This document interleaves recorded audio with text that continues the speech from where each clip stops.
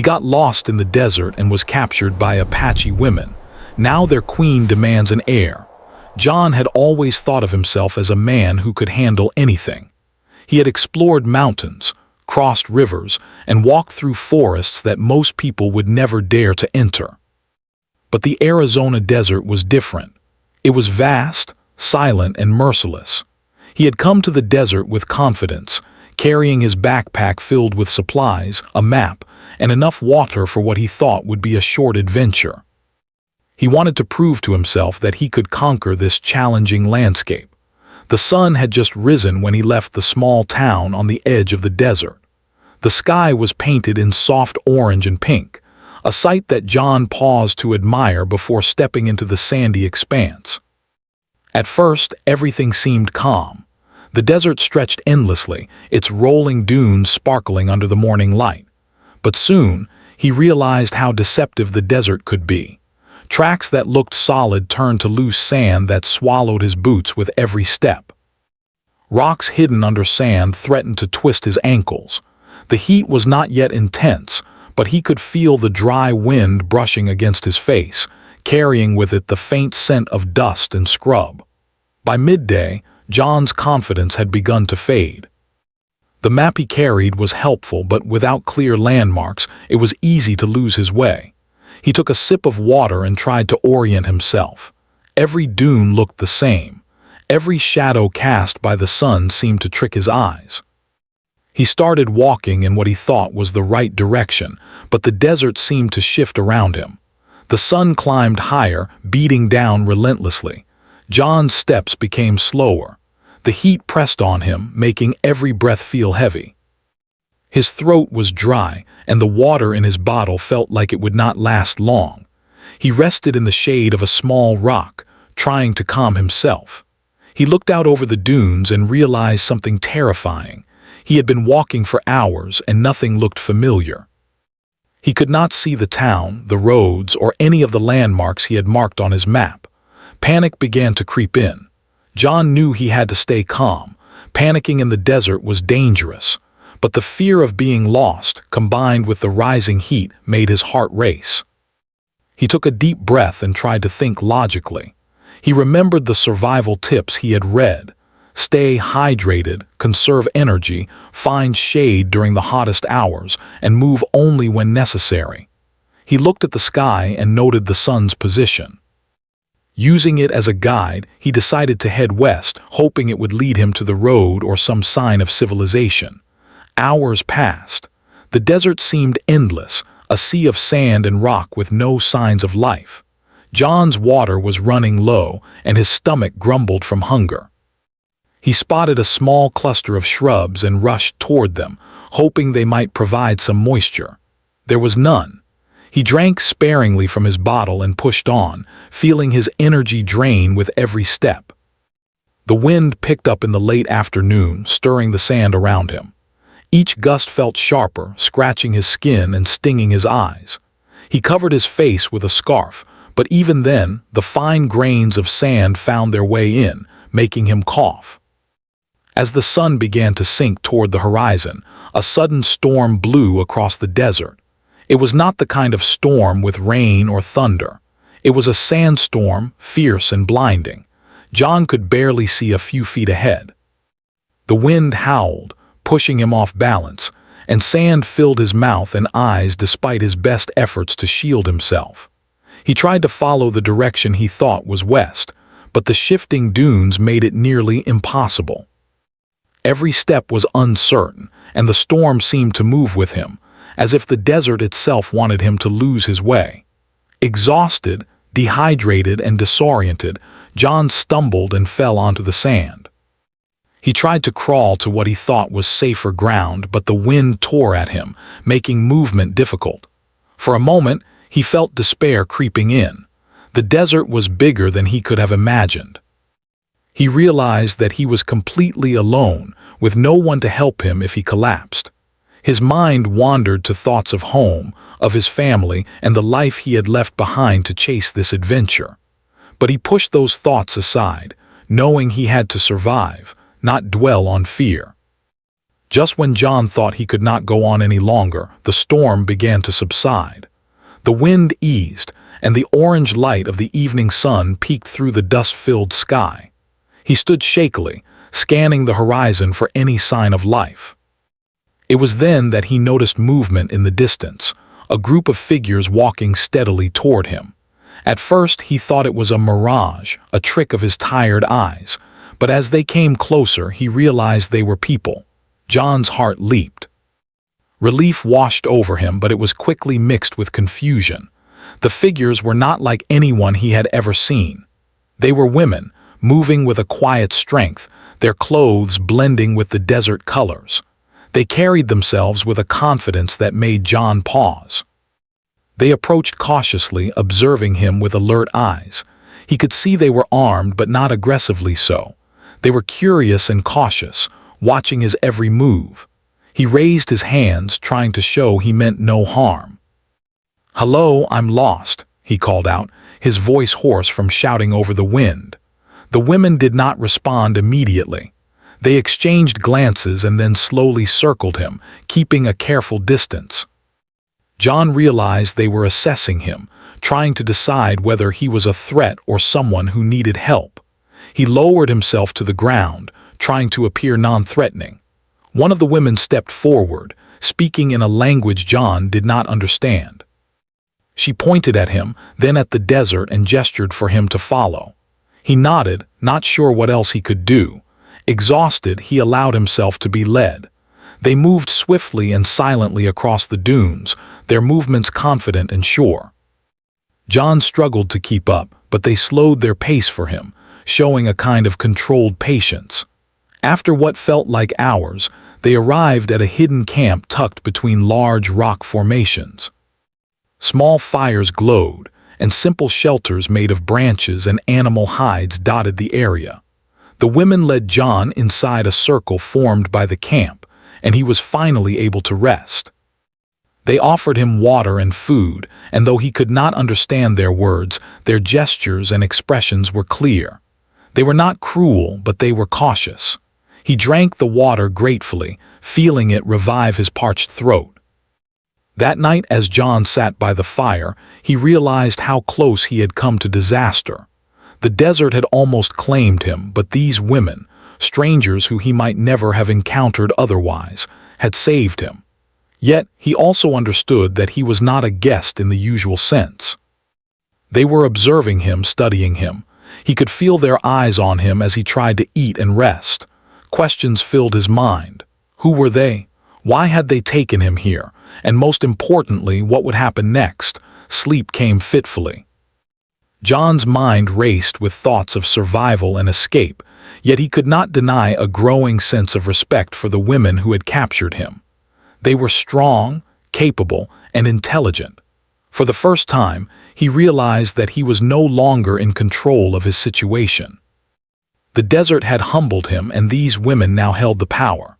As dawn broke over the horizon, painting the desert in shades of pink and gold, John awoke to the sounds of the camp stirring.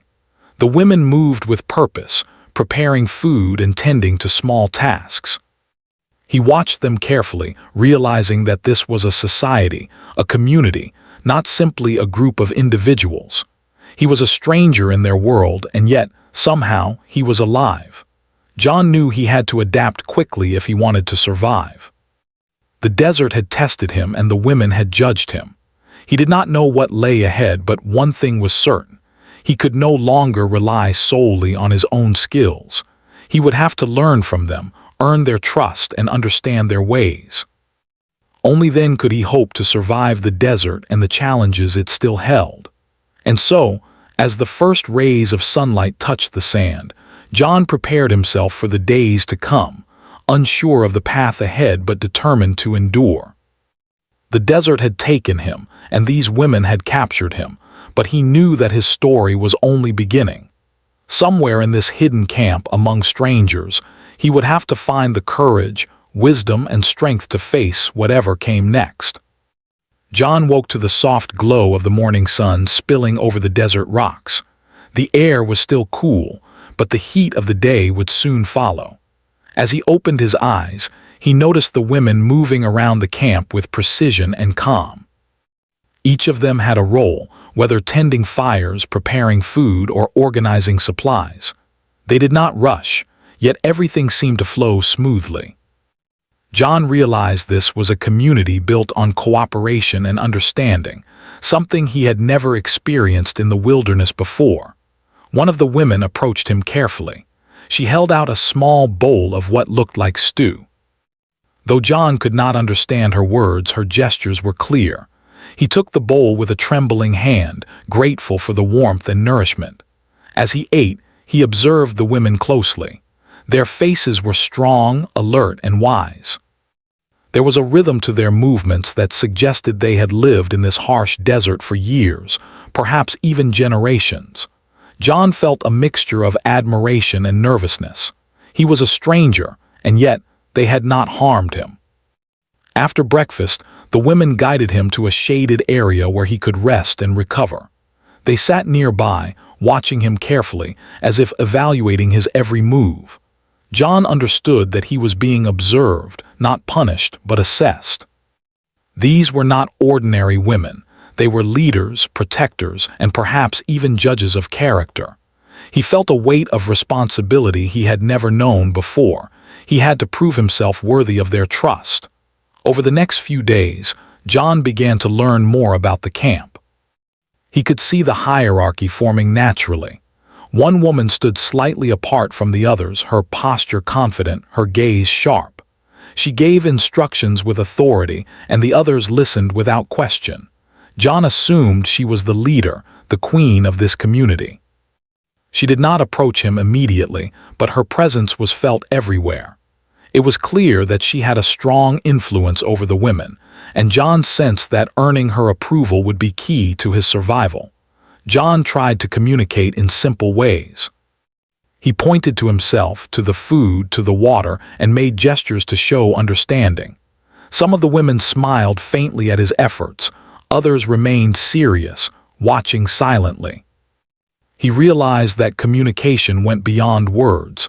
It was about actions, respect, and attentiveness. He followed their routines, helped where he could, and learned to carry himself with humility. For the first time, he understood that survival depended not just on skill, but on cooperation and respect for others. One afternoon, the queen finally approached him. She was taller than most of the women, with a presence that commanded attention without shouting or force. Her eyes were sharp, studying him carefully. John felt a mixture of fear and awe. She gestured for him to sit, and then pointed at his hands and his body, as if assessing his strength and endurance. He understood that she was testing him silently, trying to decide if he was capable of contributing to the community. Days turned into a week, and John slowly adjusted to life in the camp. The desert was still dangerous, but he learned new skills from the women. They taught him how to find water hidden under rocks, how to recognize edible plants, and how to move quietly across the sand to avoid predators. John realized that these skills were more valuable than anything he had learned in books or from other adventures. Every lesson reminded him that the desert was alive, and only those who respected it could survive. Despite his progress, John struggled with his feelings of uncertainty. He was still an outsider, and he knew that one wrong step could undo all the trust he had built. He watched the queen closely, noticing the way she interacted with the other women. She was strict but fair. Her decisions were deliberate, her instructions clear. She demanded effort and attention, yet she also cared deeply for her community. John began to see her not just as a leader, but as someone who carried the weight of responsibility for everyone in the camp. One evening, as the sun dipped below the horizon, John was called to help with a small hunting task. The queen led him and a few women to a nearby area where small game could be found. John followed silently, trying to observe everything. The women moved like shadows, precise and focused. He realized that this was a test of his ability to learn quickly, follow instructions, and remain calm under pressure. He caught a rabbit after several attempts, and the queen nodded slightly. a small but significant gesture of approval. Back at the camp, John noticed the community preparing for a meeting. The women gathered in a circle, speaking softly to one another. Though he could not understand the words, he sensed the importance of the discussion. The queen walked to the center and raised her hand, and everyone fell silent. John realized that this meeting was not just routine, it was a decision-making process for the tribe. The queen's authority was unquestioned, yet it was exercised with wisdom and care. Over the next few days, John continued to adapt. He helped with water collection, firewood, and tending to small livestock. Each task brought him closer to the community, and he began to feel a sense of belonging he had never experienced before. The women began to trust him, offering guidance and subtle encouragement. John realized that he was no longer just a lost explorer. He was becoming a part of something larger, something meaningful. Then one afternoon, the queen summoned John alone. She walked with him to a quiet area of the camp, away from the others. Her expression was serious, and John could feel the weight of her gaze. She gestured for him to sit, then pointed to herself and made a motion toward him, as if questioning his understanding of responsibility. John realized she was testing him, not with words, but with expectation and observation. He nodded, trying to show that he was ready to learn and obey. The queen then led him to a small set of tasks designed to measure his courage and judgment. They were not simple chores. They required decision-making, patience, and attention to detail. John struggled at first, making mistakes that the queen quietly noted, but each error was met with instruction rather than punishment. John learned quickly, and gradually he began to meet the expectations set before him. The queen's approval was subtle, a nod, a small smile, a glance of satisfaction, but it meant more than words ever could. As the sun set one evening, John sat by the fire reflecting on his journey. Just a short time ago, he had been lost, dehydrated, and alone. Now he had a purpose. He was learning skills he never imagined, contributing to a community that valued respect, courage, and cooperation. And yet, he could not ignore the feeling that the queen's attention carried a deeper meaning. She was testing him, yes, but he sensed that there was something more at stake, something he did not yet fully understand. John realized that his survival depended not just on physical strength, but on his ability to adapt, learn, and earn the trust of those who had captured him. The desert had humbled him, and the women had shown him a path he could not have foreseen. He knew that he could not return to the life he had left behind, at least not yet. There was a story unfolding here, a challenge that went beyond the desert itself. That night, as John lay under the stars, he felt a strange sense of peace. The desert was still harsh, but it was also beautiful. The women who had captured him were not just protectors, they were teachers, guides, and perhaps even friends. John knew that the coming days would be filled with challenges, tests, and difficult decisions. But he also understood that he had a chance to become something more than just a lost man in the desert. And in the quiet of the night, John made a silent promise to himself. He would survive. He would learn. And he would earn the trust of the queen and the community, no matter what it took. For the first time, he felt that being lost in the desert was not the end of his journey. It was the beginning of a new life, one filled with lessons, growth, and unexpected connections. Days turned into weeks, and John began to feel the rhythm of life in the desert camp.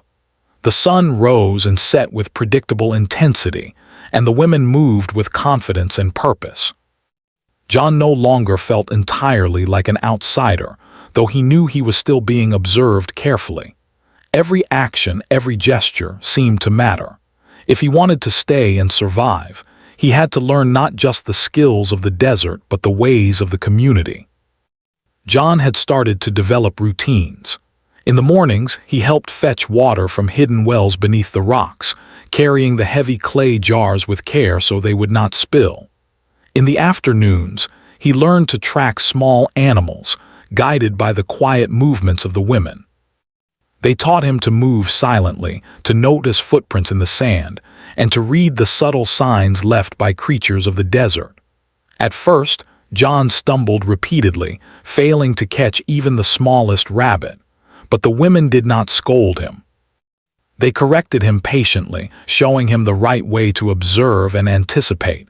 Slowly, his skill improved. The queen watched him most closely. Her presence was always near, even if she did not speak to him directly. John noticed her attention in subtle ways. When she glanced toward him as he completed a task, when her eyes softened as he learned, or when she silently approved of his efforts. He realized that she was testing not just his physical abilities, but his patience, his humility, and his willingness to learn. One evening, as the sun dipped behind the distant dunes, the queen called John to accompany her to a small outlying area. There she had set up a series of challenges. These were not dangerous in a physical sense, but they required thought, strategy, and courage. The first task involved tracking a small herd of deer without alerting them. The queen walked silently behind him, observing his approach. John crouched, adjusted his movements, and followed the faint tracks, his heart pounding with anticipation. He spotted the deer but hesitated, unsure if his timing was correct. The queen stepped closer, her eyes watching his every decision. Slowly he moved, learning to trust his instincts as the women had taught him. The queen nodded slightly when he succeeded. It was a small sign, but to John, it felt like a major victory. Another task involved navigating a rocky path while carrying water. The rocks were sharp, uneven, and unstable, requiring balance and careful judgment. John struggled at first, stumbling and spilling some of the water. The queen did not scold him, but her gaze was sharp, challenging him silently to do better. Taking a deep breath, John slowed his pace, focusing on each step, and managed to reach the other side with the jar intact. The queen finally allowed herself a small smile. John felt a surge of pride, understanding that he was earning respect not by words but by his actions. During these weeks, John also began to bond with some of the younger women in the camp. They taught him how to prepare food using traditional methods, how to make simple tools from natural materials, and even how to start a fire using only friction. They laughed at his clumsy attempts, and he laughed at his own mistakes. For the first time in weeks, John felt a sense of belonging and community. He began to understand that these women were not just protectors of the desert. They were teachers, guides, and a family in their own right.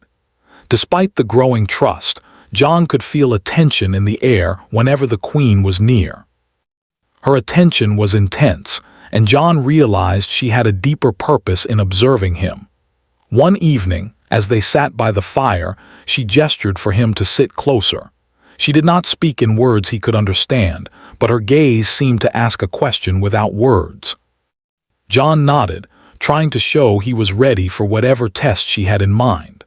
The next morning, the queen assigned John a task that would test both his courage and his loyalty. A neighboring tribe had been spotted near the outskirts of the desert. They were not hostile, but their presence was a reminder that the desert could be unpredictable and dangerous. John was asked to accompany a small group of women to scout the area and ensure there were no threats to the camp. At first, he felt nervous. This was his first real test of responsibility. If he failed, it could affect not only him but the entire community. As they moved quietly through the desert, John noticed the differences between the desert he had once wandered alone and the desert as seen through the eyes of the women. Every footprint, every sound, every shift of sand had meaning. They moved in perfect silence, communicating with gestures and subtle signals. John did his best to match their skill, scanning the horizon and listening carefully. The group spotted signs of another tribe, footprints, remnants of a fire, but there was no immediate danger. John felt a mixture of relief and pride. He had survived the challenge without failure, and the women recognized his efforts with quiet approval. Returning to the camp, John felt exhausted but accomplished. The queen met him at the edge of the firelight. She did not speak, but her gaze lingered on him, measuring his growth. John realized that this was not about punishment or reward. It was about earning trust through consistent effort and courage. The queen had placed him in challenging situations, and he had met them. For the first time, he felt a sense of true accomplishment, one that went beyond personal achievement. It was about proving he could be part of something larger than himself. Life in the camp continued, and John began to notice the subtle ways in which the queen shaped the community. She did not dominate through fear. Instead, she guided, taught, and protected. Her leadership was quiet but powerful, and John understood that it was her wisdom that held the camp together. He started to respect her not only as a leader, but as a person who carried the weight of responsibility with grace and strength. One afternoon, John was assigned to help the women prepare for an important ritual. He did not fully understand its meaning, but he observed carefully. Every step, every gesture, every arrangement of objects had significance. John followed instructions closely, learning not only the actions but also the care and respect required. The ritual reminded him that the community was deeply connected to their land, their history, and their traditions. He felt honored to be included, even in a small way. As weeks passed, John's respect for the queen grew into something more complex. He began to sense that her attention carried a deeper expectation. She was not only teaching him survival skills, but also preparing him for a role that was far beyond what he had imagined.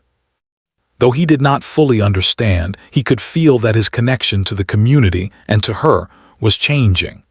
One evening, after a long day of work, the queen called John aside again. They walked to a quiet part of the camp, away from the others.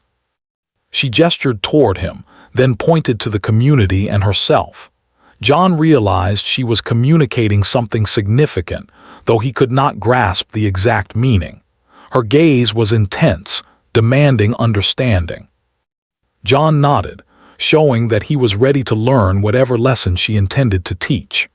That night, as John lay under the vast desert sky, he reflected on how much his life had changed in just a few weeks.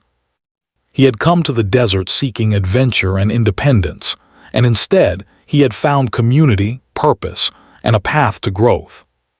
He understood that survival was no longer just about avoiding danger.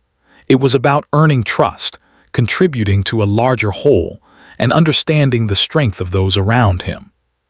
John also realized that he was beginning to care for the women, especially the queen, in ways he had not anticipated. Her strength, intelligence, and care for her people inspired him. He respected her leadership and admired her wisdom. He felt a growing sense of loyalty, knowing that he was part of something far more meaningful than his own survival. As the firelight dimmed and the desert grew quiet, John knew that his journey was far from over. The challenges he had faced so far were only the beginning. The queen had more lessons to teach, and the desert would continue to test him. But he was no longer the lost explorer of the first day. He was a man who had begun to understand the ways of the desert, the ways of the women, and the ways of trust and responsibility. And somewhere deep inside, John felt a quiet determination. He would continue to learn, continue to adapt, and continue to prove himself. The queen had set a path before him, one that required courage, patience, and loyalty. And John was ready to walk it, step by step, under the endless sky of the desert that had once threatened to swallow him whole. John had grown used to the rhythm of life in the camp. He rose with the sun, worked alongside the women, and slept under the wide, star-filled sky. Each day brought new lessons in survival, trust, and patience. He had learned to read the desert like a book, to understand the tracks of animals, the changes in the wind, and the quiet signals that told him when danger was near. He had also learned the ways of the community, earning small but meaningful signs of respect from the women and, occasionally, from the queen herself. Yet, despite his growing comfort, John sensed a new tension in the air. The queen's gaze followed him more often, sharper, more deliberate. It was as if she were waiting for him to understand something without words, to anticipate a lesson he could not yet see. John had learned to read subtle cues, but this felt different. There was a seriousness to her attention that made him uneasy and curious at the same time. One morning, after the sun had climbed high into the sky, the queen called John aside. He followed her silently, feeling the weight of anticipation pressing on his shoulders. She led him to a quiet part of the camp, a place he had rarely been. There she gestured for him to sit. Her eyes met his, steady and unwavering. John felt a strange mixture of fear and respect. He could tell this moment would change everything. The queen did not speak words he could understand, but her gestures were clear and deliberate.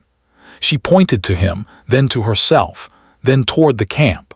She made a motion that suggested future responsibility, a role beyond his current understanding. John's heart raced as he realized she was communicating something profound.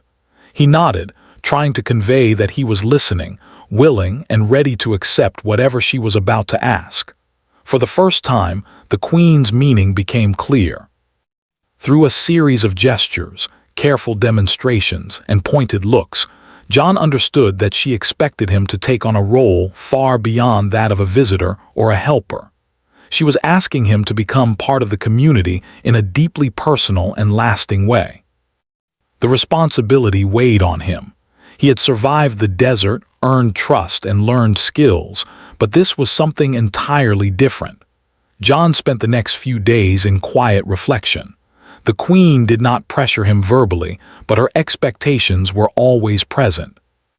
She observed him closely, noting how he interacted with the other women, how he handled responsibility, and how he made decisions. John realized that the queen's demand was not only personal but essential for the future of the community. She needed someone who could contribute, protect, and help ensure continuity. One afternoon, the queen assigned John a special task: to help prepare for a traditional ceremony that celebrated the community's history and resilience. The ceremony involved intricate steps, precise timing, and careful preparation. John was nervous, knowing that the queen's judgment of him might depend on his performance. He worked carefully, following the instructions of the women and observing the queen's subtle cues. Each step he completed successfully gave him a small sense of accomplishment, but he also felt the weight of the deeper responsibility she had hinted at. As the ceremony approached, John noticed how the queen involved him in ways that required emotional awareness and sensitivity. He was asked to help arrange offerings, assist in storytelling, and ensure that every detail honored tradition. John realized that this was more than a test of physical skill. It was a test of character, understanding, and respect for the community's values. Every action mattered, and he had to show that he could rise to the level of trust the queen expected. During these days, John also began to notice a subtle change in his own feelings.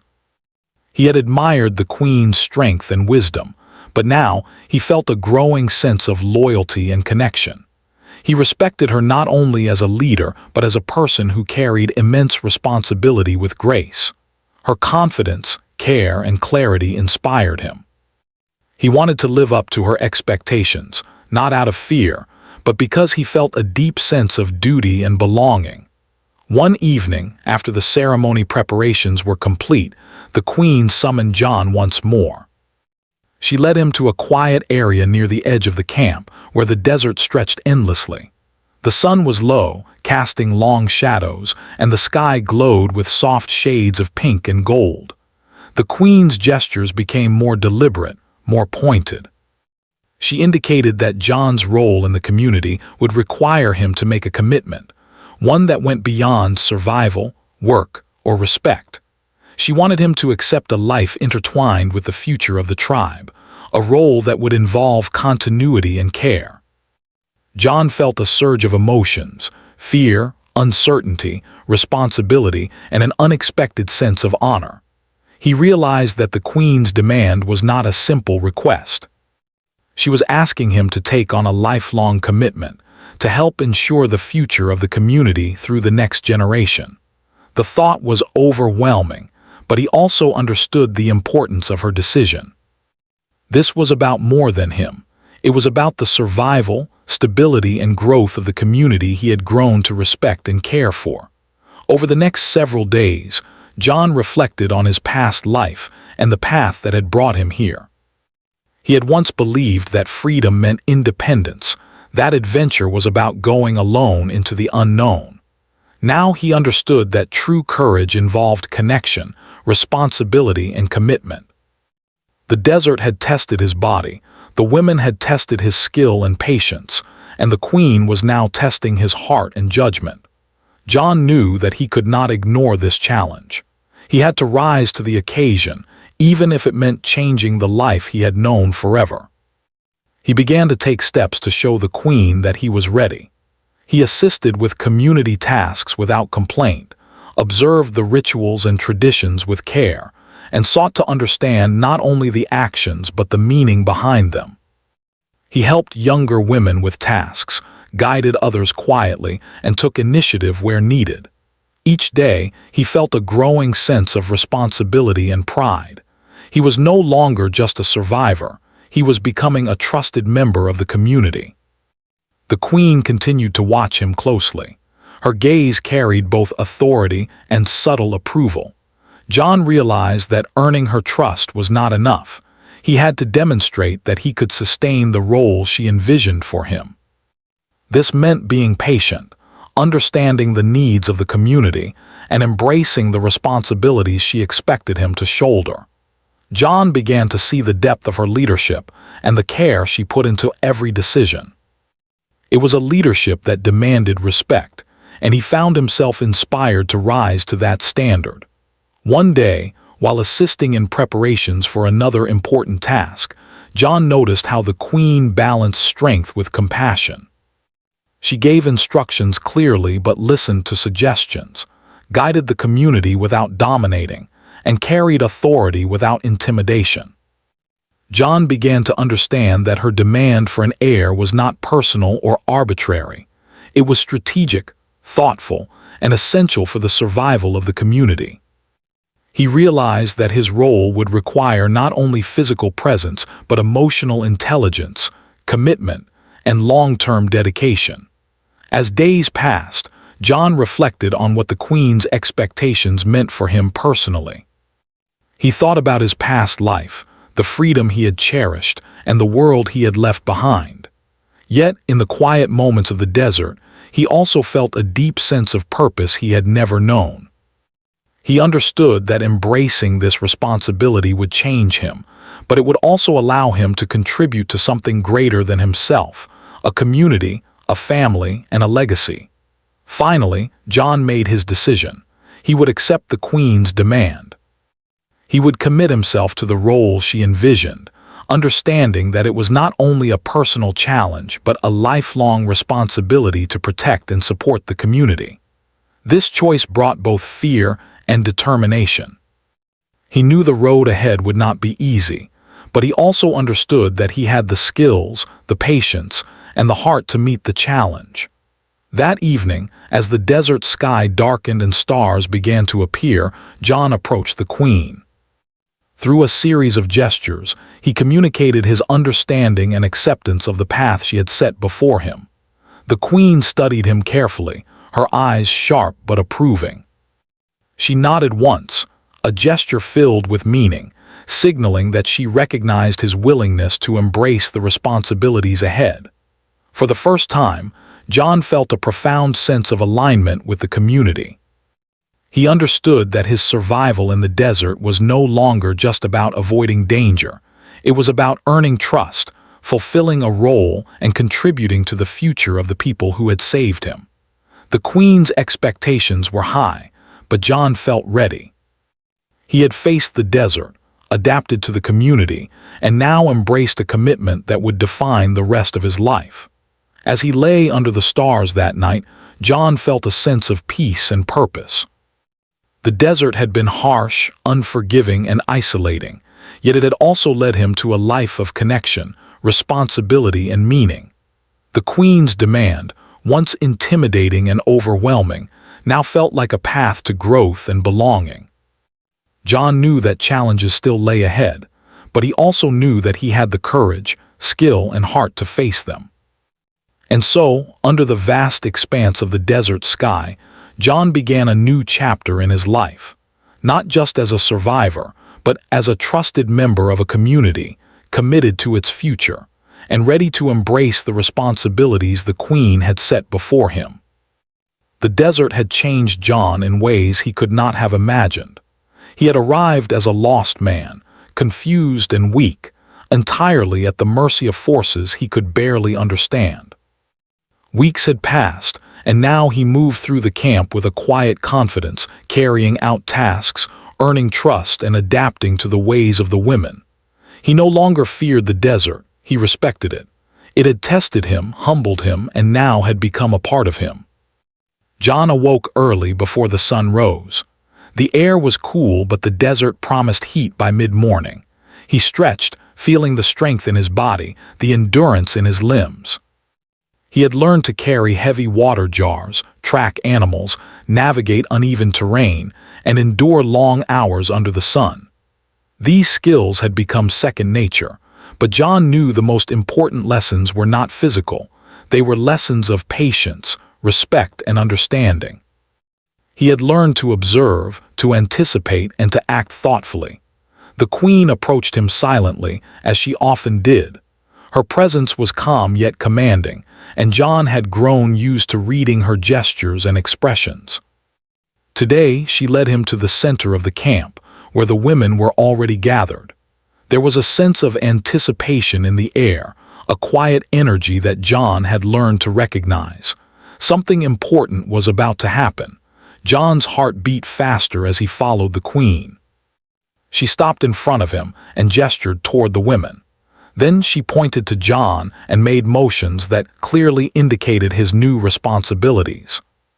He realized that today was not just another day of learning or testing. It was the day he would fully embrace his role in the community. It was the day he would take on the trust and respect that the Queen had been preparing him for. The Queen's gestures were deliberate and clear. She motioned for John to kneel slightly, then for him to acknowledge the women around him. John obeyed, bowing his head with humility. The women watched closely, their faces calm but expectant. This was a ritual of recognition, a way of formally including him in the community. John understood that it was more than symbolic. It was a declaration that he belonged, that he had earned his place among them. Over the next few hours, John assisted the Queen in overseeing the daily activities of the camp. He guided younger women in collecting water, helped prepare food, and coordinated small tasks that ensured the camp ran smoothly. He moved with confidence but also with care, remembering the lessons the Queen had taught him. Every decision, every action mattered. He felt the weight of responsibility, but also a sense of pride and purpose he had never experienced before. The day passed, and as the sun began to lower toward the horizon, the Queen called John aside. They walked to a quiet area outside the main camp, where the desert stretched endlessly. The sky glowed with shades of orange, pink, and purple. It was beautiful, yet John felt the gravity of the moment. The Queen's gaze was steady, unwavering. He could see that this was a test of heart, courage, and commitment. Through her gestures, the Queen communicated her trust and expectation. She indicated that John's role was no longer temporary. He was now an integral part of the community. She motioned toward herself, then to him, and finally to the camp, emphasizing the responsibility he had accepted. John nodded, understanding fully that his life had changed forever. This was not about survival alone. It was about continuity, protection, and care for the community he had come to respect deeply. John spent the next days fully embracing his responsibilities. He taught himself to anticipate the needs of the women, to support them without being asked, and to act with foresight. He guided younger members of the community, sharing the skills he had learned and ensuring that everyone worked together in harmony. The queen observed quietly, her gaze approving. John realized that he was not just serving her. He was serving the entire community, becoming a protector, a guide, and a trusted member. One morning, the queen called John to assist with an important task, preparing for the planting of crops that would feed the community in the coming months. Though the desert seemed harsh and unforgiving, she trusted him to help organize, instruct, and oversee the work. John moved with determination, making sure every detail was perfect, that the younger women knew their roles, and that the tasks were completed efficiently. The process was hard and exhausting, but John felt fulfilled.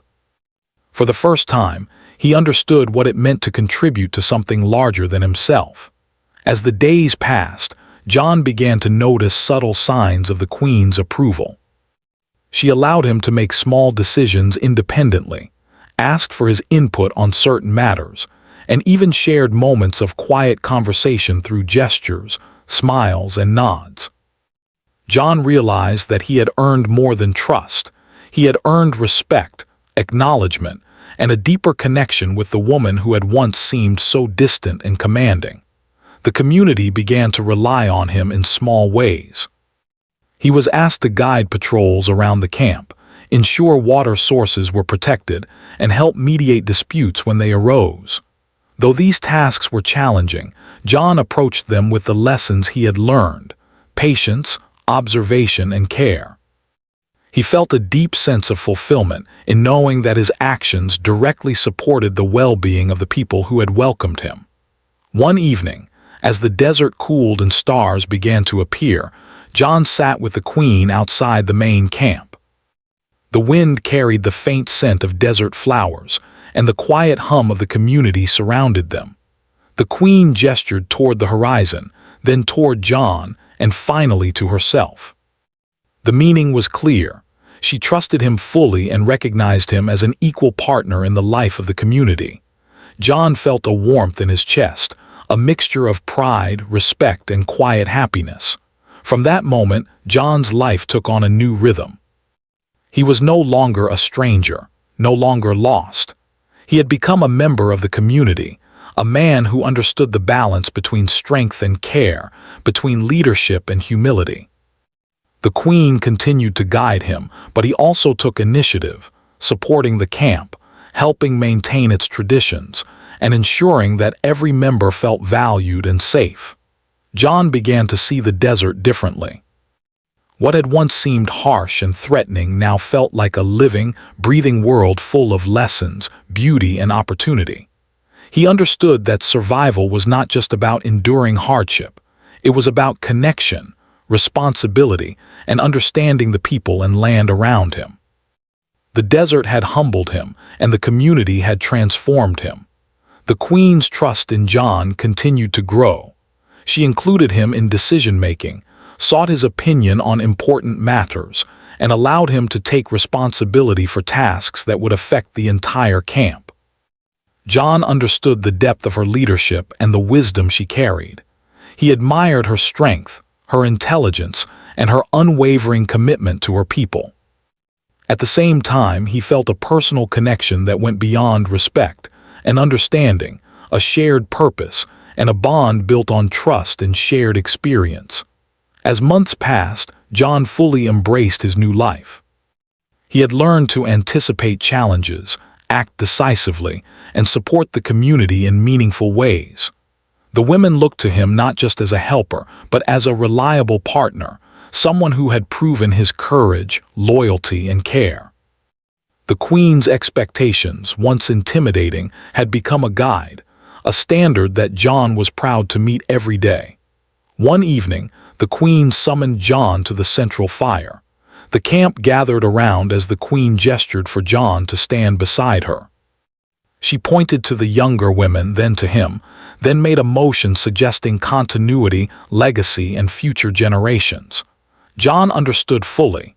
His role in the community was not temporary, it was permanent. He had become an integral part of the tribe, entrusted with responsibility, care, and the future. John felt a deep sense of peace and fulfillment.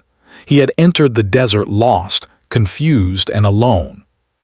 Now he was found, not only by the women who had rescued him, but by a life of meaning, connection, and purpose.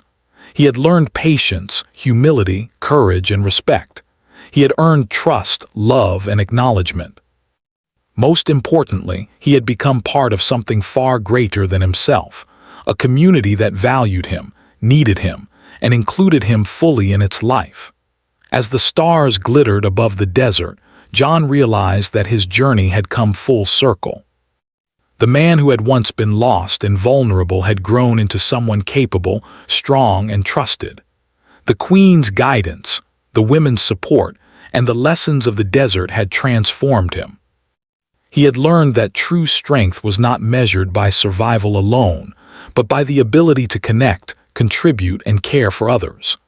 John looked around the camp, at the women who had taught him, guided him, and welcomed him. He looked at the Queen who had seen potential in him, challenged him, and trusted him fully. He understood that he had not just survived the desert, he had found a new life, a new family, and a new purpose. And as the desert night stretched endlessly above them, John smiled quietly to himself. He was no longer the lost man who had wandered aimlessly under the sun. He was a protector, a partner, and a member of a community he now called home. The future was full of promise, responsibility, and connection, and John was ready to embrace it fully. The desert, once a place of danger and uncertainty, had become a place of growth, belonging, and hope. And in that moment, John knew that his life had truly begun.